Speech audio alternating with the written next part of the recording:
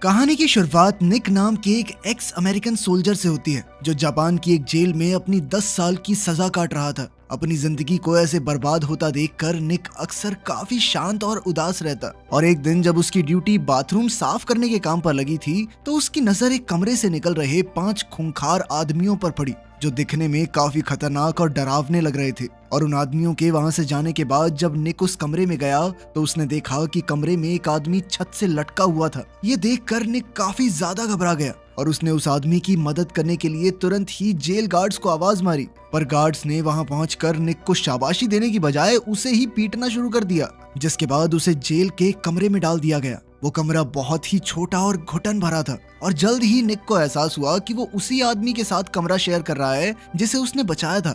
असल में उस आदमी का नाम क्योशी था जो शिरामित्सु गैंग का एक मेंबर था। साथ ही क्योशी ने बताया कि उसके पास जेल से भागने का प्लान है जिसमें उसे निक की मदद चाहिए थी और अगर निक इसमें उसकी मदद करेगा तो इसके बदले में निक को शिरामित्सु गैंग का सपोर्ट मिलने वाला था। असल में क्योशी के मुताबिक सबसे पहले उन्हें एक तेज धार औजार की जरूरत थी जिसे ढूंढने की जिम्मेदारी निक पर रहेगी। इसके बाद उसे इस तेज धार हथियार से क्योशी पर हमला करना होगा, जिसके बाद जेल गार्ड्स उसे हॉस्पिटल ले जाएं, जहां उसके गैंग के आदमी पहले से उनका इंतजार कर रहे होंगे। कुछ देर तक सोचने के बाद निक आखिरकार इस काम के लिए तैयार हो गया और उसे ये करने का मौका तब मिला जब सभी कैदियों को बाहर काम के लिए ले जाया गया। सही मौका मिलते ही निक ने एक पत्थर अपनी जेब में डाल लिया। अपने कमरे में आने के बाद उसने उस पत्थर की धार को तेज करना शुरू कर दिया, जिसके बाद क्योशी अपने अगले कदम के लिए पूरी तरह तैयार था। क्योशी को चोट लगने से पहले उसने निक को याद दिलाया कि उसे समय रहते गार्ड्स को इस हादसे के बारे में बताना होगा ताकि वो जिंदा बच जाए, वरना ज्यादा खून बह गया ना मैं यहीं मर जाऊंगा। और निक ने भी बिल्कुल ऐसा ही किया। जैसे ही क्योशी के शरीर से खून निकला, निक ने गार्ड्स को मदद के लिए बुला लिया, जिसके चलते क्योशी का प्लान पूरी तरह कामयाब हो गया। और इधर अगले दिन से जेल में निक का स्टेटस काफी बढ़ गया और शिरामित्सु गैंग के सपोर्ट के बाद से अब उसे जेल के नियमों के हिसाब से नहीं जीना पड़ता था और धीरे धीरे उसकी सजा भी काफी कम हो गई। थोड़े ही समय बाद वो जेल से आजाद भी हो गया, पर अब निक पूरी तरह से बदल चुका था। निक के जेल से निकलते ही उसने देखा कि एक गाड़ी पहले से ही उसका इंतजार कर रही थी और उसकी गाड़ी में बैठते ही वो लोग उसे सीधा शिरामित्सु गैंग के हेडक्वार्टर्स में ले गए, जहां गैंग के कुछ लीडर्स उसका इंतजार कर रहे थे। और निक से मिलते ही उन लोगों ने सबसे पहले क्योशी की मदद करने के लिए उसका धन्यवाद किया और फिर उसे उसका पहला काम दिया, जिसमें उसे एक अमेरिकन बिजनेसमैन से एक डील करनी थी। और इधर निक भी बिना कुछ सोचे इस काम के लिए तैयार हो गया। उसी शाम गैंग के मेंबर्स ने निक को खर्चे के लिए कुछ पैसे दिए, जिसके बाद निक आराम करने की बजाय शहर में घूमने चला गया। और कुछ देर तक घूमने के बाद वो एक बार में पहुंचा, जहां उसकी नजर एक जापानी औरत पर पड़ी। निक को उस औरत की पर्सनैलिटी काफी पसंद आई और वो उसे एक अच्छी टिप देकर सोने चला गया। अगली सुबह क्योशी निक को डील के लिए एक मेटल फैक्ट्री में लेकर गया, जहां उसकी मुलाकात एंथनी नाम के एक अमेरिकन बिजनेसमैन से हुई। पर निक को वहां देखकर एंथनी कुछ खास खुश नहीं था और उसने निक को बुरा भला सुनाना शुरू कर दिया। साथ ही उसने बताया कि वो शिरामित्सु गैंग की कोई शर्त नहीं मानेगा, क्योंकि उसकी बात उनके विरोधी सीसु गैंग से भी चल रही है। अगर तुम मुझे बढ़िया डील नहीं दोगे तो वो तो दे ही देंगे। एंथनी बहुत ज्यादा बदतमीजी से बात कर रहा था और निक अच्छे से जानता था कि अब बातचीत का कोई फायदा नहीं है, इसलिए उसने एक टाइपराइटर उठाकर एंथनी को पीटना शुरू कर दिया।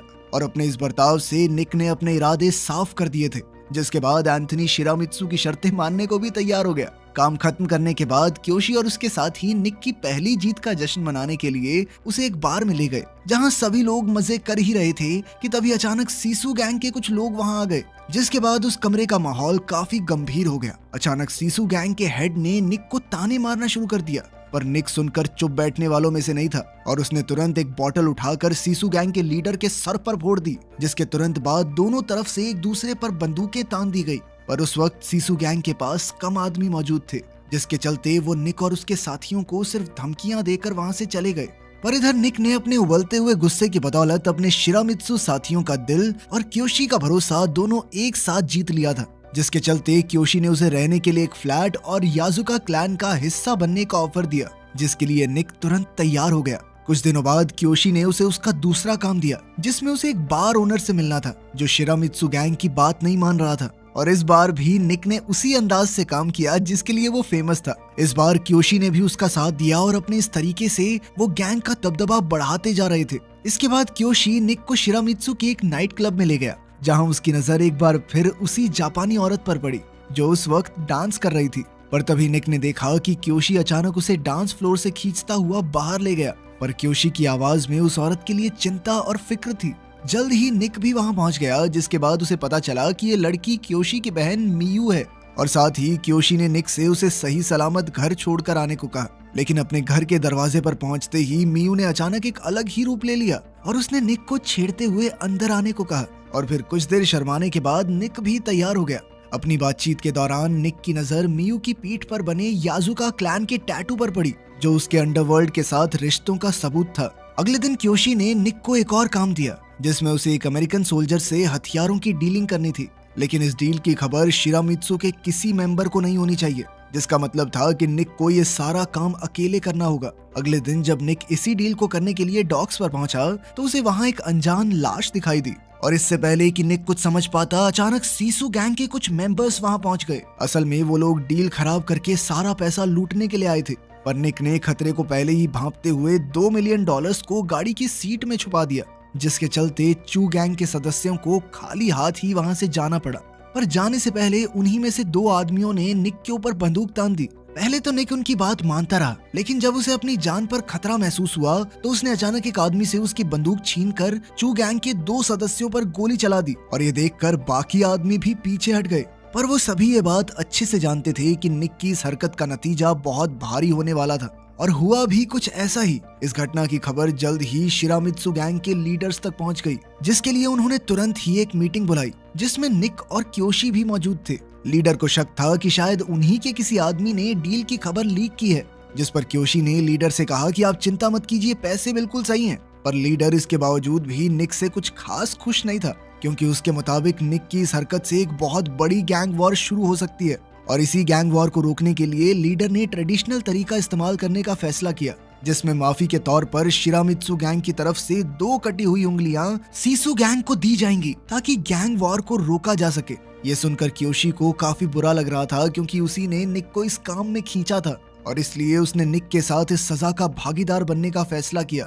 जिसके बाद निक और क्योशी ने अपनी एक उंगली काट कर लीडर के सामने रख दी। कुछ देर बाद गाड़ी में निक और शिरामित्सु के लीडर के बीच एक आम बातचीत हुई, जिसमें लीडर ने गैंग के अंदर एक गद्दार होने की आशंका जताई, जो जरूर उनकी जानकारी बाहर दे रहा था। थोड़ी देर बाद उनकी गाड़ी जंगल के बीच रुकी, जहां पर निक की इंक्लूजन सेरेमनी थी, जिसमें निक को शिरामित्सु गैंग और उनके परिवार का एक भरोसेमंद सदस्य घोषित किया जाना था। परंपराओं के साथ इस समारोह को खत्म करने के बाद सभी लोग जश्न मनाने में मशरूफ हो गए, और इसी जश्न के दौरान निक क्योशी के पास आया।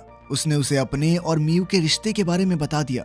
इधर क्योशी ये बात सुनकर पहले तो खुश नहीं था, क्योंकि मियू उसकी बहन थी, पर वो ये बात भी अच्छे से जानता था कि निक एक जिम्मेदार और भरोसेमंद आदमी है, और इसलिए थोड़ी देर बाद क्योशी ने उनके इस रिश्ते को अपना लिया और उसके साथ ही निक से कहा कि अब वो दोनों सिर्फ दोस्त नहीं बल्कि भाई बन चुके हैं। अब निक पूरी तरह से शिरामित्सु गैंग का हिस्सा बन चुका था, और अब उसने अपनी वफादारी साबित करने के लिए याजुका क्लैन का टैटू बनवाने का फैसला किया। इस टैटू का डिजाइन गैंग को लेकर एक आदमी की वफादारी की कहानियां सुनाता था। इस सब के दौरान मियू उसके साथ थी, और वो काफी ज्यादा खुश भी थी, क्योंकि निक अब पूरी तरह से उसकी जिंदगी का हिस्सा बन गया था। अगले कुछ दिनों में निक तेजी से आगे बढ़ता गया, और अब धीरे धीरे गैंग में भी उसका रुतबा बढ़ता जा रहा था। लेकिन अब भी उसकी पिछली जिंदगी ने उसका पूरी तरह से पीछा नहीं छोड़ा। एक दिन जब वो मियू के साथ ट्रेन में सफर कर रहा था, तभी उसकी नजर एक जाने पहचाने चेहरे पर पड़ी। असल में ये सीसू गैंग का वही आदमी था जिसने उसे मारने की कोशिश की थी, और ये देखते ही निक पूरी तरह से चौकन्ना हो गया। उसके दिमाग में पहली चीज आई कि उसे किसी भी तरह से मियू को खतरे से बाहर करना है।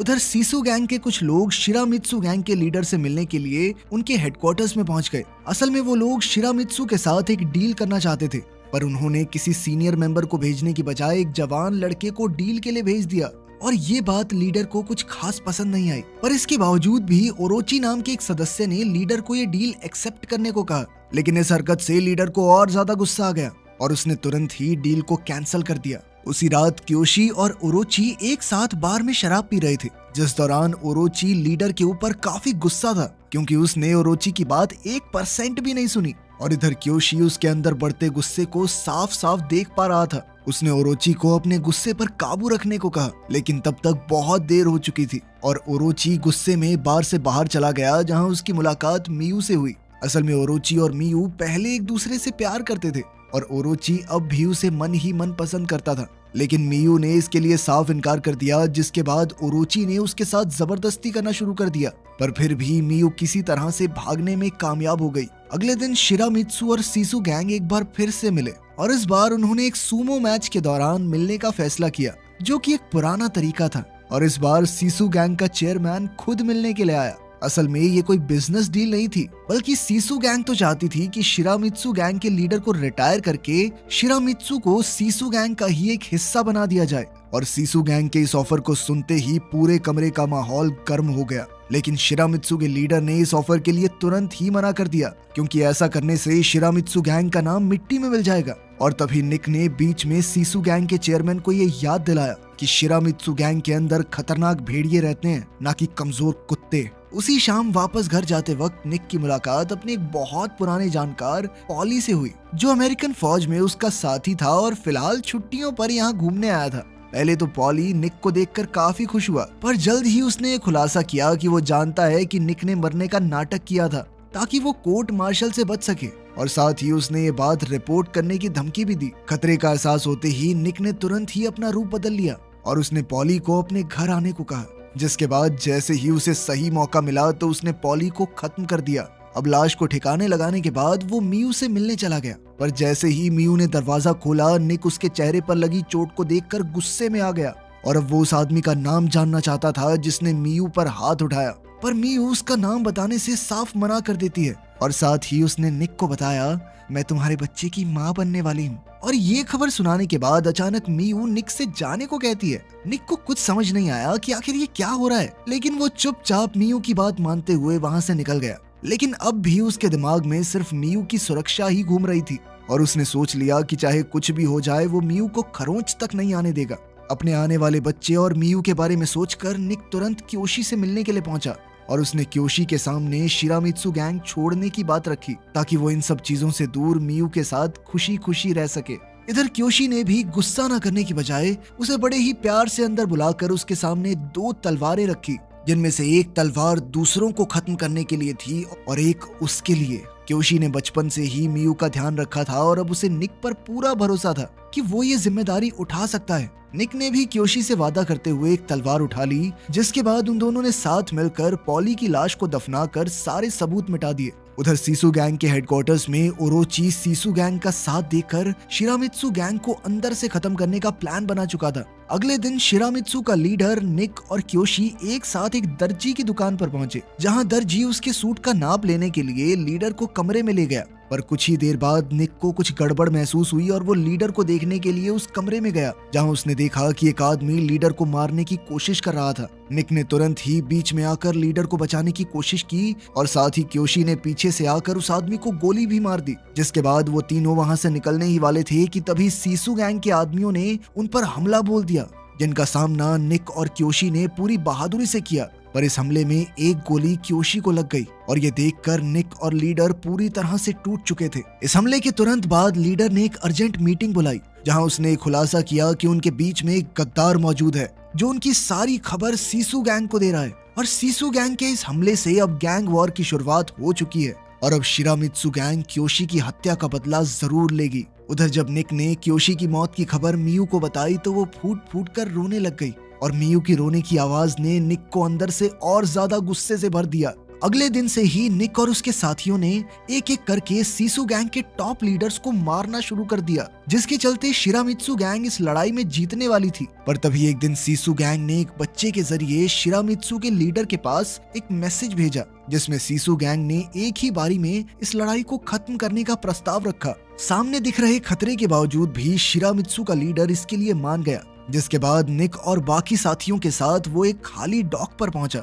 जहां सीसू गैंग पहले से ही उनका इंतजार कर रही थी। लेकिन सीसू गैंग के बीच में ओरोची को देखकर सभी लोग हैरान थे और वो समझ गए कि ओरोची ही वो गद्दार है जो उनकी सारी खबर सीसू गैंग को दे रहा था। पर उसके इस धोखे के बावजूद भी शिरामित्सु के लीडर ने उसे एक और मौका देते हुए गले लगा लिया ताकि वो अपनी गलती सुधार सके। पर तभी अचानक से ओरोची ने लीडर की पीठ में चाकू मारकर कहा कि अब शिरामित्सु गैंग खत्म हुई। उधर शिरामित्सु गैंग के बाकी सदस्य चाहकर भी कुछ नहीं कर सकते थे, क्योंकि उस वक्त वो लोग चारों तरफ से घिरे हुए थे। इसके बाद ओरोची ने निक के सामने एक प्रस्ताव रखा, जिसके मुताबिक अगर निक मियू को छोड़ दे तो वो अपनी जान बचा सकता है। पर निक को उसकी फालतू बातों में कोई दिलचस्पी नहीं थी और तभी अचानक से एक स्नाइपर ने निक के पैर में गोली मार दी। उधर सीसू गैंग ने पुलिस की मदद से शिरामित्सु गैंग के हेडक्वार्टर्स में रेड डलवा दी ताकि उनका वजूद पूरी तरह से खत्म किया जा सके। उस रात निक सीसू गैंग की नजरों से बचते हुए मियू के पास पहुंचा ताकि वो उसे किसी सुरक्षित जगह पर ले जा सके, लेकिन अभी उसका काम पूरा नहीं हुआ था क्योंकि उसके दिल में अभी भी बदले की आग जल रही थी और इसलिए वो क्योशी की दी हुई तलवार लेकर सीधा सीसू गैंग के हेडक्वार्टर्स में पहुंच गया, जहां उसने सीसू गैंग के लीडर के सामने अपना बदला पूरा करने की इच्छा जाहिर की। पर ओरोची ने उसके हाथ से तलवार लेते हुए उसे एक आउटसाइडर यानी बाहरी इंसान बुलाया जो कभी भी उनका हिस्सा नहीं बन पाएगा। पर तभी निक ने एक ही झटके में ओरोची के गले पर हमला करके उसे खत्म कर दिया। तभी बाकी मेंबर्स ने उस पर अपनी बंदूकें तान दी, लेकिन सीसू के लीडर ने उन सभी को रोक दिया और फिर निक को वहां से जाने को कहा क्योंकि उसने अपना बदला पूरा कर लिया था। वहां से निकलकर निक अपने घर पहुंचा, जहां उसने मियू को शिरामित्सु की देखरेख में छुपाया हुआ था और जैसे ही मियू को पता चला कि निक ने उसके भाई की मौत का बदला ले लिया था तो वो निक को गले लगाकर रोने लग गई। और उस दिन के बाद से निक का रुतबा शिरामित्सु गैंग में और बढ़ गया और अब सभी लोग उसे अपने नए लीडर के रूप में देखने लगे। वीडियो पसंद आई तो लाइक कर देना, चैनल को सब्सक्राइब कर लेना। मिलते हैं अगली वीडियो में।